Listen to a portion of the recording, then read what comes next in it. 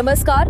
आजची बातमी पुन्हा एकदा मोठे प्रश्न निर्माण करणारी आहे. उपमुख्यमंत्री अजित पवार यांच्या विमानासंदर्भात आधीही चर्चा झाली होती, पण आता एक नवा मुद्दा पुढे आलाय. सर्वात मोठा प्रश्न, अजित पवार यांच्या विमानाचे आधीचे 2 पायलट नेमके कुठे आहेत? होय, हा प्रश्न आता उघडपणे विचारला जात आहे आणि यावर अद्याप स्पष्ट अधिकृत माहिती समोर आलेली नाही. नेमकं काय प्रकरण आहे आणि हा मुद्दा अचानक चर्चेत का आला? अजित पवार यांच्या विमानाबाबत आधीही काही वाद आणि चर्चा झाल्या होत्या. विशेषतः त्या विमानाच्या अपघातानंतर अनेक प्रश्न उपस्थित झाले. आता नव्याने चर्चा सुरू झाली आहे, ती म्हणजे त्या विमानाचे आधीचे 2 पायलट कुठे आहेत?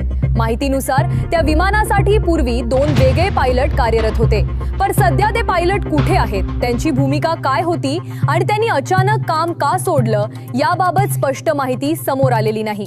हा प्रश्न काही राजकीय नेत्यांनी उपस्थित केलाय. त्यांनी असा मुद्दा मांडलाय की जर विमानाशी संबंधित काही तांत्रिक किंवा सुरक्षा प्रश्न होते तर आधीचे पायलट नेमके कुठे गेले? त्यांनी स्वतःहून राजीनामा दिला का, की त्यांची बदली करण्यात आली, की त्यांना काही कारणामुळे बाजूला करण्यात आले? या सगळ्या प्रश्नांवर सध्या अधिकृत स्तरावर स्पष्टता नाही आणि इथेच सर्वात महत्त्वाचा मुद्दा समोर येतो.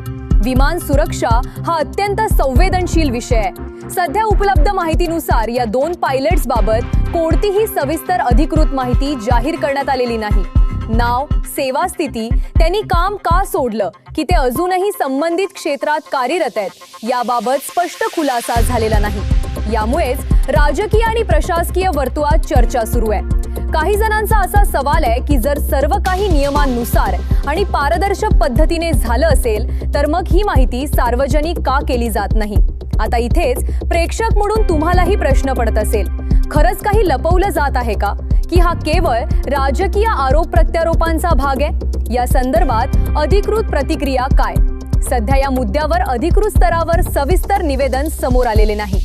सरकारकडून किंवा संबंधित विभागाकडून स्पष्ट माहितीची प्रतीक्षा आहे. अधिकृत माहिती अद्याप स्पष्ट नाही. जर विमानाच्या सुरक्षेबाबत किंवा पायलट बदलाबाबत कोणताही नियमभंग झाला असेल तर त्याची चौकशी होणं आवश्यक आहे. पण जोपर्यंत अधिकृत कागदपत्रे किंवा निवेदन समोर येत नाही तोपर्यंत कोणताही ठोस निष्कर्ष काढणं योग्य ठरणार नाही. हा मुद्दा फक्त एका व्यक्तीपुरता मर्यादित नाही. हा प्रश्न आहे VIP विमानांच्या सुरक्षेचा, प्रशासनातील पारदर्शकतेचा आणि जनतेच्या विश्वासाचा.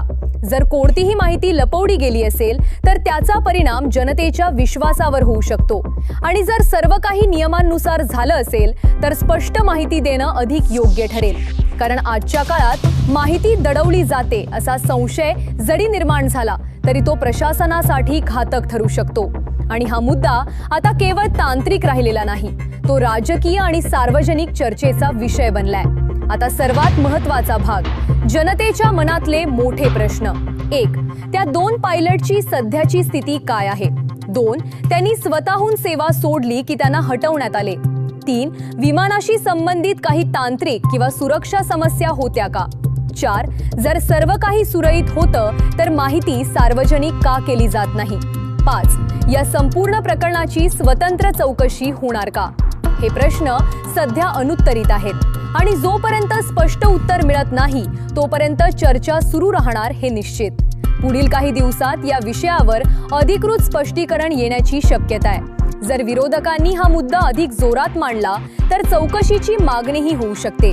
काही प्रकरणांमध्ये न्यायालयीन हस्तक्षेपही होऊ शकतो, पण सध्या त्याबाबत अधिकृत माहिती नाही. सर्वांच्या नजरा आता प्रशासनाच्या पुढील भूमिकेकडे लागल्या आहेत. मित्रांनो, तुम्हाला काय वाटतं? ही केवळ राजकीय चर्चा आहे की खरंच काही गंभीर प्रश्न आहेत ज्यांची उत्तरं मिळणं गरजेचं आहे? तुमचं मत आम्हाला कमेंटमध्ये नक्की सांगा. अशा महत्त्वाच्या आणि तथ्यांवर आधारित बातम्या पाहण्यासाठी चॅनलला सबस्क्राईब करायला विसरू नका.